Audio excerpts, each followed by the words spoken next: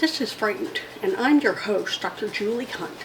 Today, we're going to examine the assassination of President John F. Kennedy. Not only the events of November 22, 1963, but the frames through which we understood them then, and the frames that continue to shape his legacy today. On November 22, 1963, the world stopped. President John F. Kennedy rode through Dealey Plaza in Dallas, Texas, waving to the crowds in a blue convertible. The motorcade moved slowly, the sun glinting off the chrome. As Dallas residents cheered the young president and his glamorous wife, then shots rang out. Panic rippled through the crowd. Jacqueline Kennedy climbed onto the trunk of the limousine in a frantic attempt to help her husband. The Zapruder film, that grainy home movie, captured it all. The chaos, the disbelief, the moment America lost its president. And then, less than an hour later, Walter Cronkite went live on CBS. Fighting back tears, removing his glasses, he made the announcement no one wanted to hear. From Dallas, Texas, the flash, apparently official, President Kennedy died at 1 p.m. Central Standard Time. That moment, the Zapruder film and Cronkite's trembling voice framed the assassination in a way no one could escape. This was not just news, it was history, happening in real time. To understand why Kennedy's death shook the nation so deeply, we have to step back into 1963. One of the most turbulent years in modern history. It was the year of Birmingham, where the world saw children knocked down by fire hoses and attacked by police dogs as they demanded basic civil rights. In June, Medgar Evers, a civil rights leader, was assassinated in his own driveway. In August, more than 250,000 people gathered in Washington, D.C. for the march where Martin Luther King Jr. declared his dream. Internationally, Kennedy was seen as a steady hand during the most dangerous of times. Just a year earlier, in October 1962, the Cuban Missile Crisis brought the world to the edge of nuclear war. Kennedy's leadership framed him as the man who saved us from annihilation. Then, in June 1963, he stood in West Berlin declaring, "Ich bin ein Berliner." That simple phrase framed him as a symbol of freedom, standing against the Soviet Union. Culturally, the ground was shifting under America's feet. In music, the Beatles released their first album in the UK, signaling a revolution just around the corner. Closer to home, Bob Dylan sang "Blowin' in the Wind," and his voice became the soundtrack of justice and protest. James Baldwin's "The Fire Next Time" forced America to confront the moral cost of racism. Betty Friedan's "The Feminine Mystique" launched the second wave of feminism. Even Hollywood mirrored the turmoil. Elizabeth Taylor and Richard Burton's scandalous affair during Cleopatra dominated headlines, while Alfred Hitchcock terrified audiences with The Birds. But 1963 was also marked by tragedy.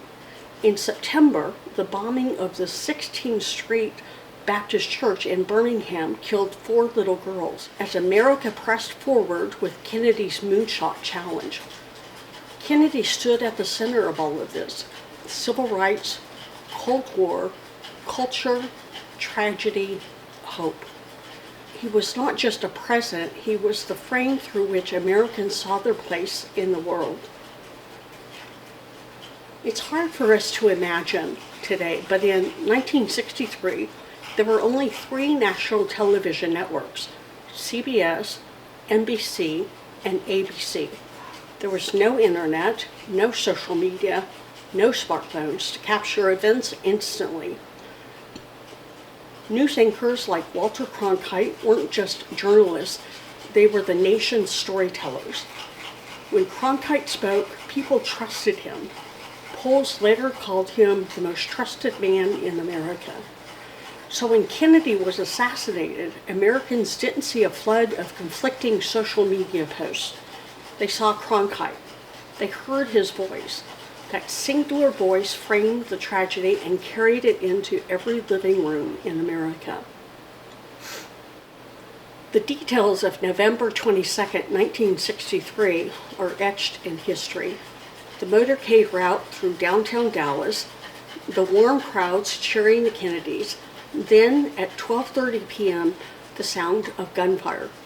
Governor John Connally slumping forward, wounded.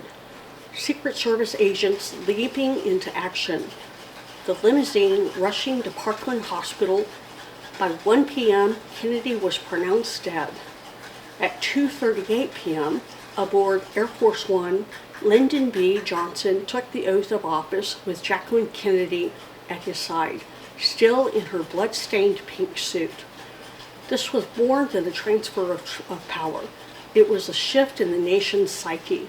The innocence of the post-war years died with Kennedy that day. So, how do we make sense of this? This is where communication theory, particularly framing, becomes essential. Erving Goffman, in his groundbreaking book, Frame Analysis, argued that frames are the structures we use to make sense of the world. They're like lenses, shaping what we see, what we ignore, and what meaning we take away. Building on that, Robert Entman identified 4 functions of framing. Define problems, number 1. What is at stake? Number 2, diagnose causes. Who or what is responsible? Number 3, make moral judgments. What values are affirmed or violated? And number 4, suggest remedies. What should be done? These categories give us a way to analyze not just what happened, but how the media and leaders framed it for the nation. The assassination of JFK produced multiple competing frames. The lone gunman frame, Lee Harvey Oswald acting alone was to blame. This frame, endorsed by the Warren Commission, tried to restore order by containing the chaos within one man. The conspiracy frame. From the moment shots were fired, many believed there was more. The Mafia, the CIA, the Soviets, even Vice President Johnson. This frame refused closure, keeping the story open-ended. The national tragedy frame. The assassination was framed as the loss of America's youth, promise, and vitality. A bright future had been cut short. The Cold War frame. Some feared the assassination was part of a larger Soviet plot, feeding into existing anxieties about global conflict. Each of these frames shaped how Americans interpreted the event and how they remembered it. But perhaps the most powerful frame came not from the media, but from Jacqueline Kennedy. In the days after the assassination, Jackie gave an interview to journalist Theodore White.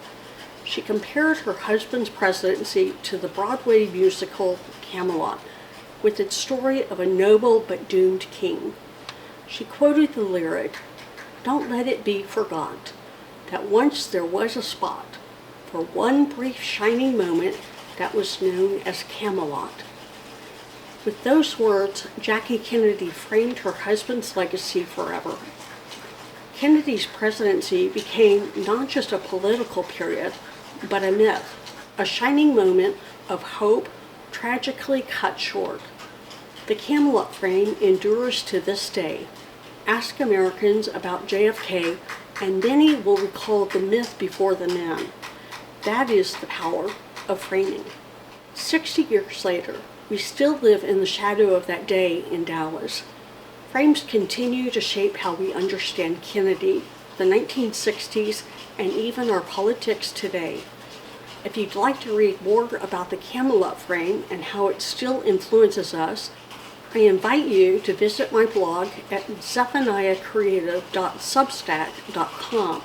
And if you'd like to go deeper into the theory of framing and its impact on politics and culture, join join me on Patreon, where I share extended dives into these topics. Because if democracy is an argument, as Kennedy believed, then how we frame those arguments still matter. This is Dr. Julie Hunt, and you've been listening to Frame, where the story is never just the story. See you in the next episode.